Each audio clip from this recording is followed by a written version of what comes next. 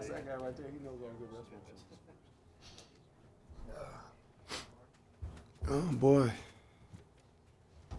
You folks don't have anything better to do than come over here? Wow, nice day outside. We do have the wireless mic now. We're going to pass it around, and so please don't ask a question without it. We'll get it to you. And if you could state your name and your affiliate, this is for all the people watching. So with that, Coach.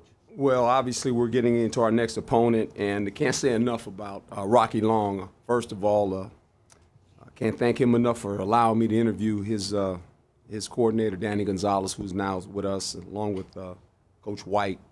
They made a big difference so far defensively in our system. I have a lot of regard for Coach Long. He's got himself a really good football team and a really good program. Last 3 years, they're 32-9, by the way. They've won a lot of football games. I understand what that school's all about. That was one of my many alma maters that I actually visited, graduated from there. But with that being said, they're a good football team. They have a DNA similar to Michigan State's. They want to run the football. They're going to play really good defense. They don't give up a lot of points. They're a good tackling group, hit the quarterback a lot, similar to what we're trying to become. So they have that formula. They came in here last year and beat them. Did a nice job of running the ball, 154 yards rushing. They had Penny, I understand that. Did really good in the return game as far as kickoff returns. Penny had a 99-yard touchdown. They scored 16 points in special teams play when you think about the field goals they made and the special teams touchdown. So they're well equipped of playing slow, methodical games where they like to take time off the clock, similar to Michigan State, like to keep it low scoring, present their defense in a manner where you can't score a lot of points, get you a little flustered and do something where they can create turnovers. They've done a marvelous job of that over the last 10 years the coach has been there, taking the ball away. So we haven't played a road game. Haven't been on the road. This is a good test for us to see if we can continue to improve this week and try to win another football game, which would be very difficult because this is a good opponent. Questions? Brad Sussmat, Sports 360 AZ. You're 1 year there at San Diego State. Tom Kraft, John Fox, Claude Gilbert recruited you. How did that all work? I was a double transfer, left Cal twice, actually. Went there as a freshman, played, and then my sophomore year got into a disagreement with a position coach, left. Went to JC for a season, and they highly recruited me to come back. I went back, was JC All-American, and went back to Cal. Played my junior year, Pac-8 player and all that kind of stuff. And the coach that was coaching me before, they put him at a different position, brought in a new coach, everything was good. I was planning on staying there in the spring. He left and went to the San Francisco 49ers, and guess who came back?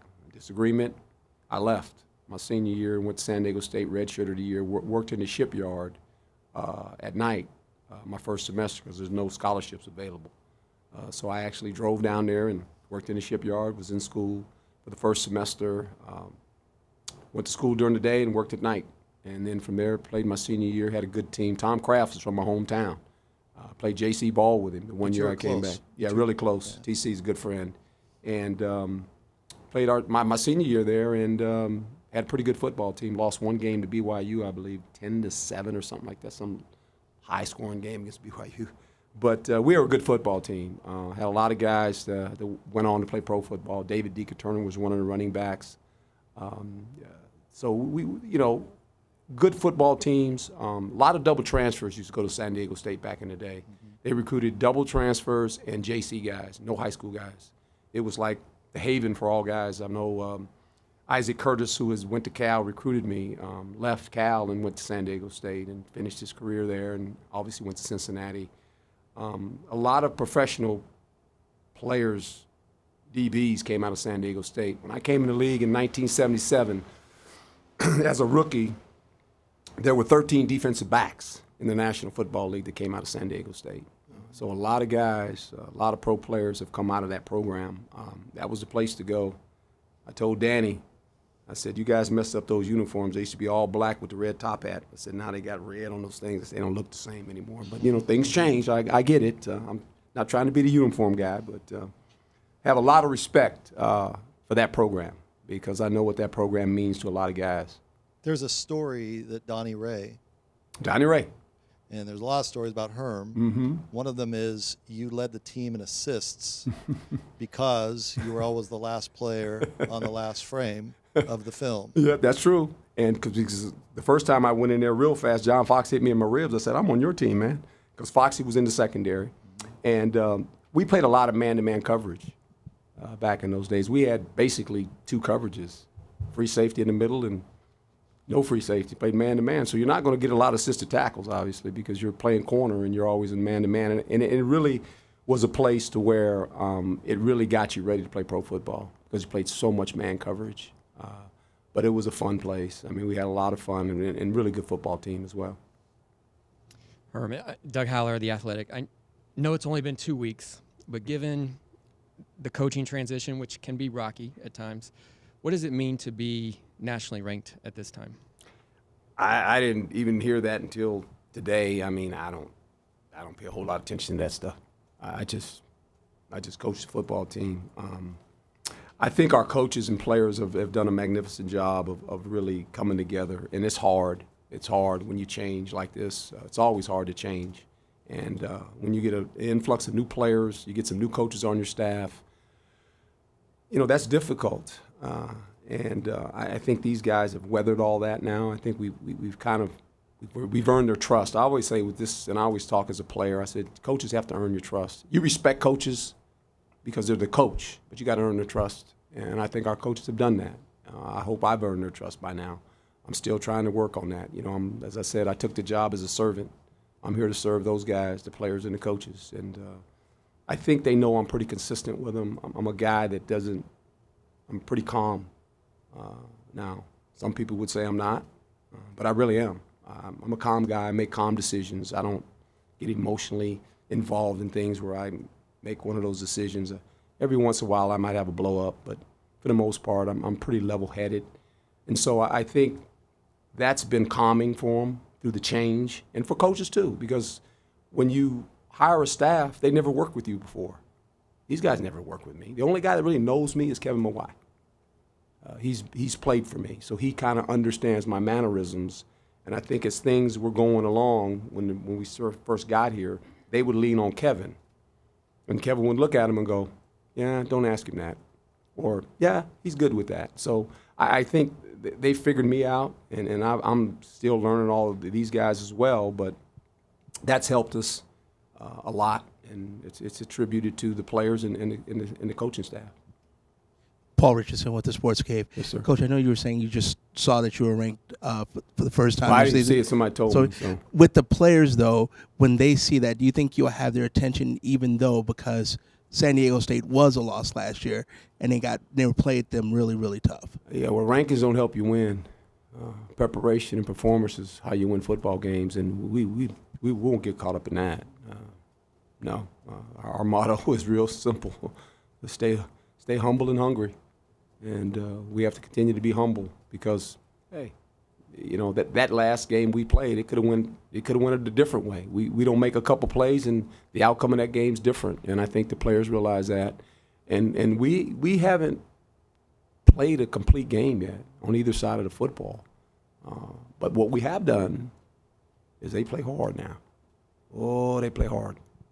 And I got a lot of text messages and calls after that game from guys that are in football, and they say, Coach, they play hard, and I've always said this: just leave it on the grass.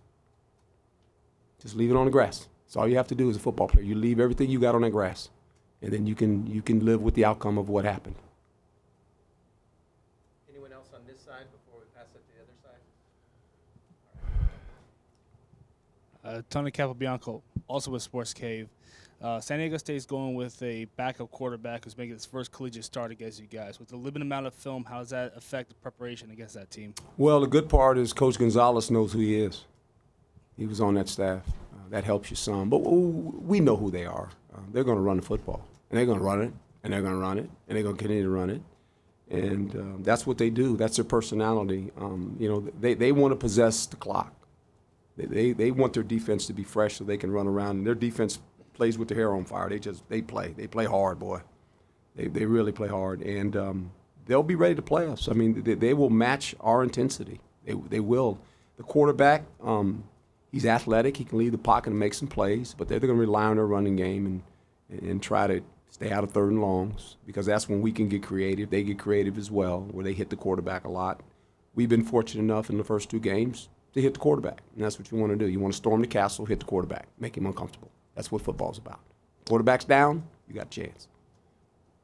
Well, one of those guys hitting the quarterback is Merlin. How has he made such an impact on this team as a freshman walking in? We're fortunate enough to get him. He was a big get for us in our recruiting process. I think, you know, when you ask a freshman to come in here and start, that's asking a lot. And he hasn't blinked. He has not blinked. And every week he gets more confident. But he is a good player. I mean, it'll be fun to watch him a couple years from now to see how he develops, become the guy we anticipate him to become. But when we recruited him and I told him, I said, look, this place is about opportunity. I don't care if you're a freshman, a sophomore, a senior, it doesn't matter. The best players are going to play. I listen to my eyes every day I go to practice. That's your resume. You put it on tape every time you walk on the football field. And I said, I will listen to my eyes. And I said, I don't care if you're a freshman. If you're the best player, you're going to play. And he looked at me and said, Coach, I get it. I said, I know you get it. That's why you start. You go play and go have fun. And he's going to make some mistakes, but by week 6, he's going to be better off for it. You know, we've got Danny played 25 guys again on that defense. And a lot of guys go out there and they make some mistakes, but we're going to live with it because we're trying to build something. So we're not going to panic when they make a mistake and holler at them and scream at them. I keep telling them, they're freshmen. How's he supposed to know? He never played in this atmosphere. Are you kidding me? Walked out there in that stadium. It's like, that's a lot. You know, that's a lot to ask a guy. And so they grow, and the only way they grow is they play. You know, I always say experience is one of those things where you actually got to go do it, and we're going to allow them to do it. As long as they play hard, we're good. Jeff Metcalf, Arizona Republic. How do you think your right guard combo did, and do you expect to have Miller back or Treylon? We expect to have both of them back. They did pretty good against a nice front, which was good because Roy was a guy that we brought in here and knew that he had some experience playing, and visited him with him and said, hey, you're up, let's go play. And I thought Coach Christians did a great job with all those guys. The offensive line doesn't get enough credit last 2 weeks, what they've been able to accomplish against this front, big, powerful. They did a nice job. Now, the stats don't show it, but I just think what they were up against, to hang in there and to make some yards in the fourth quarter, because that's what it boiled down to. The game was in the fourth quarter, and going in, that was kind of our mindset, get it into the fourth quarter, and if we could do that and make a couple plays, we'd have a chance to win. But offensively, the line played pretty well. Herm, Chris Cartman, Sun Devil Source. Yes, sir. So 2 minutes left, 1st and goal at the 6. You take a timeout after Michigan State had taken a timeout. Yes. Mark D'Antonio said after the game that he was going to let you guys score. Yeah. Rob Likens said that he was going to try to call a play to try to score. Can you kind of walk us through what happened there with you taking the timeout? Yeah, I said, don't even worry about trying to score because that's not going to happen. We're not scoring. We're going to take it down and kick a field goal with 4 seconds left. I said, that's the plan. That was the plan when we got it with 4:55, was try to put points on the board. But what I was trying to do, there comes a point where you play against the clock. We were playing against the clock at that point. At 4:55, when I walked down there on the 40-yard line, wherever we were, trying to move that ball, I told the players, I said, guys, it's the clock now. I said, the defense should never touch the field. They don't get the ball back. If we play this right and we do what we're supposed to do, we're going to be in good shape to win this football game. Now, we got to execute. And I said, it's on you guys. You got to go make some first downs. And now, I'm not saying we weren't trying to score a touchdown, but you're always trying to score. But there comes a point where you're playing the clock, and when it got in within 2:30, I'm going, we're good. Just we're good. Just keep moving. And I told him, I said, we don't have to score. And then when we called the timeout, I told Coach Likens, he's got all these plays. I said, no, you know what the best play is? Victory. Just go take a knee now. I said, because they're going to let us score. I mean, that's why they called the timeout. Because that's what I would have done. I would have told my defense the same thing. Let them score. So we can maybe possess the ball and go down at the end and score and then maybe go for 2 points to win. Now, that would be the hard one. Because then all of a sudden you're on the road, and if that happened, they're on the road, what do? Do you kick it and go overtime, or do you go for 2 points? That's the next decision you got to make as a coach. I'm hoping I don't have to make that one too many times, 'cause that's a tough one. But and just to follow up on that, so many NFL games come down to the last minute. Yeah. How much all those experiences affect your decision making with that? Well, they affect you in experience of doing it. A lot of people say I was away from football, but I wasn't away from football. I just didn't have a team to coach. But when I watch a football game, I don't watch it as a fan. I watch it as a coach. And I'm actually coaching the game. You know how many games I actually coached when I was in Bristol? Watching them. And I'm watching every situation. I'm looking at coverage. I'm looking at the front. I'm looking at what they're trying to do, and I'm looking at that when I watch the game. I don't just watch the game, oh, I know those guys. No. I'm actually coaching the game, and I'm coaching situations, and that's all I've done for the last 9 years, is I watch television, because I got to come on television and report what I've just watched. Most people watch the ball when they watch a game. I never watch the ball. I know what's going to happen. He's going to hike it. That's the only way the play starts. So why should I watch the ball? I don't watch the ball. I watch everything else but the football. So when I watch games, I was coaching those games. Now, there was no score, there was no right or wrong for me, but you experience that as you watch football games. Like, when you watch tape, you're coaching the game. You're coaching situations in the game, and you're watching the score. You understand the timeouts. You understand the situation, and you go, okay, these are some of the thoughts. If I was coaching, this is what I would do. So it was I was calm. I wouldn't. Hey, here's the deal. We're good. Now the players will look at you. Now, to their credit, Tuesdays, Wednesdays, and Thursdays, we show scenarios of teams that have done something last Saturday that it didn't work out well. Or we show teams where it did work out well. And we show it, and I go through it, play by play, clock running. Here's a situation. If this happens, we run out of timeouts. We know 15 seconds is a cutoff for us to run out there and kick a field goal. We know. We practiced it day before yesterday. 15 seconds, boys, here we go. And make sure you don't run into somebody when you're running on, right? So all those things are practice. I mean, we practice on all that stuff. It's not haphazard. It's not, you got to practice it. That's what we do.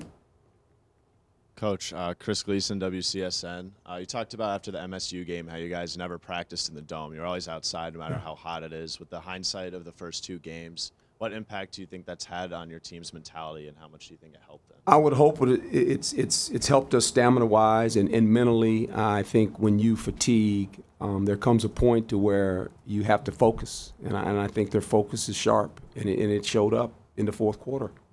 No fouls. Michigan State had 5 fouls, and there's a reason for that too. They were in a bad situation, traveling, playing a game that late. It's 12 o'clock at night in the fourth quarter now. That's hard. That's hard for anybody. But for us, we function because our time zone helped us. The heat helped us. All those. That's what you call home field advantage. Take advantage of it. Fans. Home field advantage. Take advantage of it. But you got to play good to do it, right? And you got to get the game in those situations. We were fortunate enough to get this game in that situation. Herm, Doug Howler again. Yeah. When you were in the NFL, did you have the same philosophy about playing the best guys when they were rookies, or? Ask Kansas City. Started 6 rookies. Got fired, but didn't have a quarterback. The plan was to build a program, and when you don't have a quarterback, it's hard to build a program. 6 rookies and 7 first-year guys or something like that. And I would chuckle every once in a while, and say, hey, if I was in college football, I could win a lot of games with these guys. But I wasn't in college football. I was in pro football. A lot of coaches come up to me and say, Coach, I said, Coach, you're about a gallon effort. I said, I know, I get it. They're going to learn. And they end up being good players.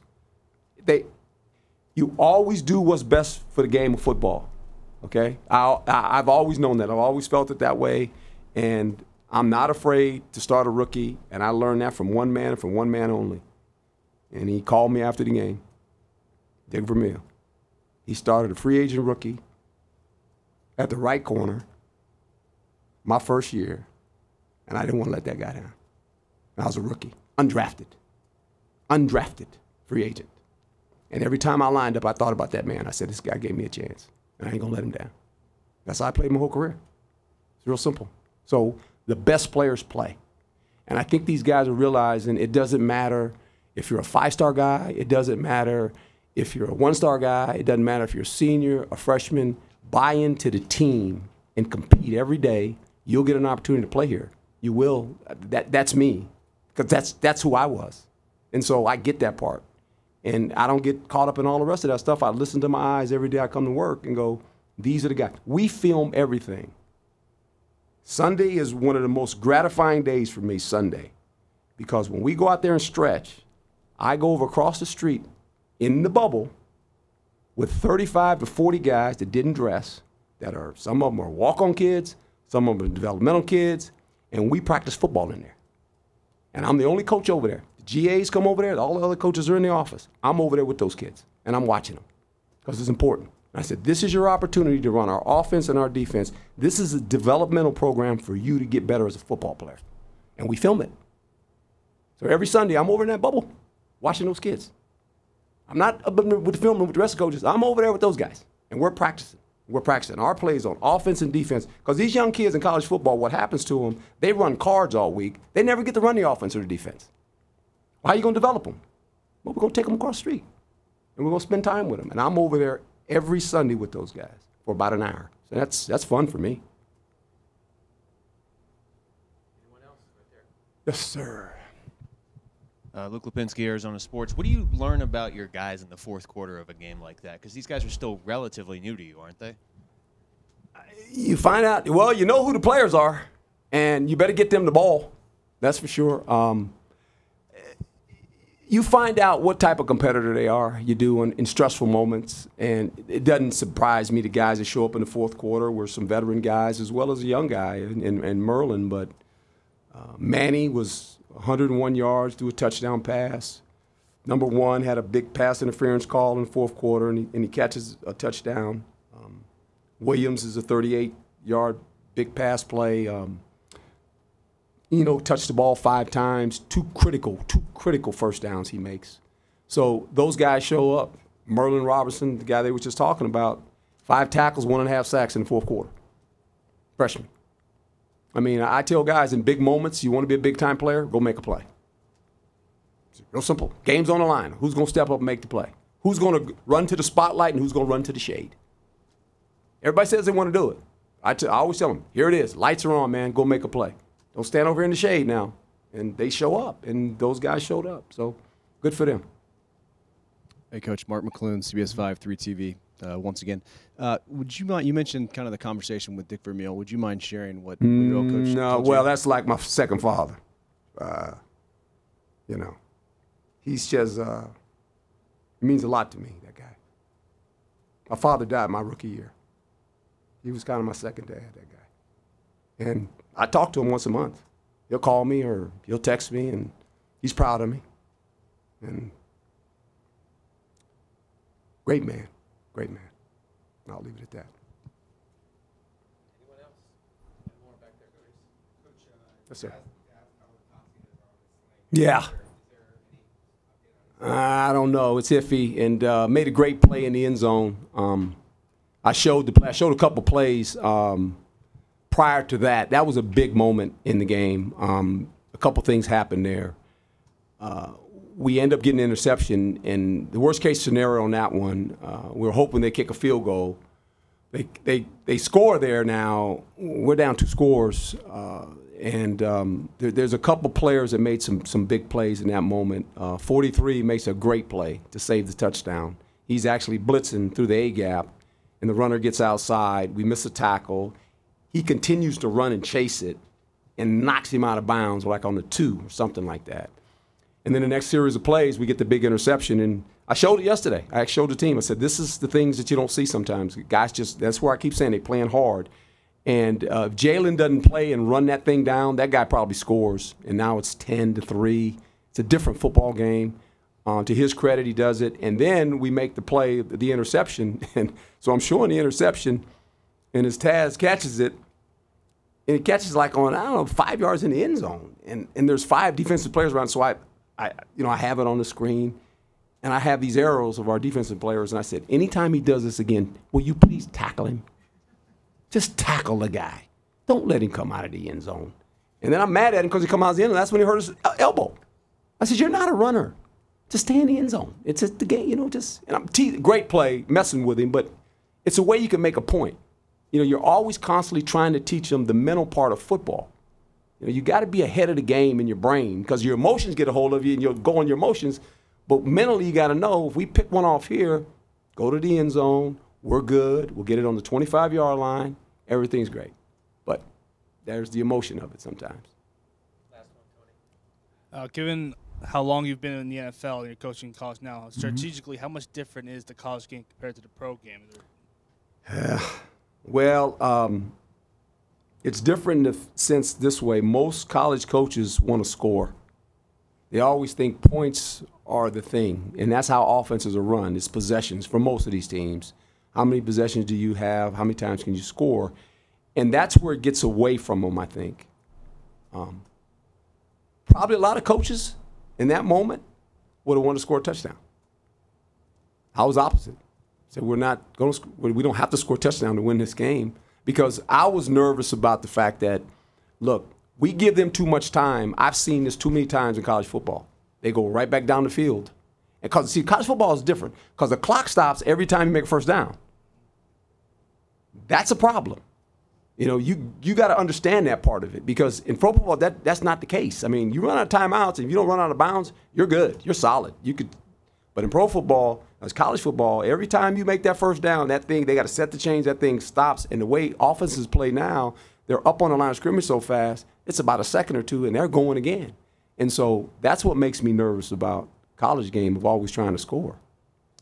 Have you noticed that maybe the difference between like college and NFL is if you win an NFL game, that's great. But in college, you have to not only win, but win by a certain margin so you can rise up in the rankings or look better than the next guy. We're trying to get like a good bowl game or a better playoff spot.